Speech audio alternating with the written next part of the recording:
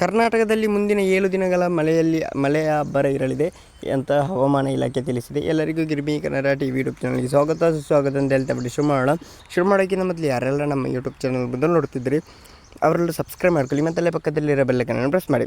ರಾಜ್ಯದಲ್ಲಿ ಮುಂಗಾರು ಪೂರ್ವ ಮಳೆ ಚುರುಕುಗೊಂಡಿದೆ. ಮುಂದಿನ 7 ದಿನಗಳ ಕಾಲ ಕರ್ನಾಟಕದಲ್ಲಿ ಗುಡುಗು ಬಿರುಗಾಳಿ ಸಹಿತ ಅಲ್ಲಲ್ಲಿ ಭಾರೀ ಮಳೆಯಾಗುವ ಸಾಧ್ಯತೆ ಇದೆ ಎಂದು ಭಾರತೀಯ ಹವಾಮಾನ ಇಲಾಖೆ ತಿಳಿಸಿದೆ.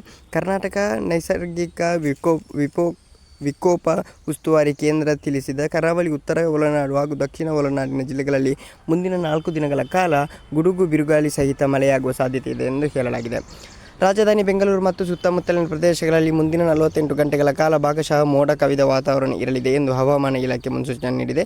ಮಧ್ಯಾಹ್ನ ಅಥವಾ ಸಂಜೆ ವೇಳೆ ಮೋಡಗಳು ದಟ್ಟವಾಗುವ ಸಾಧ್ಯತೆಯಿದ್ದು, ನಗರದ ಕೆಲವು ಭಾಗಗಳಲ್ಲಿ ಗುಡುಗು ಸಹಿತ ಸಾಧಾರಣ ಮಳೆಯಾಗಲಿದೆ.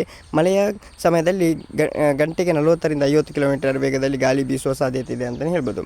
ಓಕೆ ಗೈಸ್, ಮುಂದಿನ ಲವ್ ಯು ಸೋ ಮಚ್.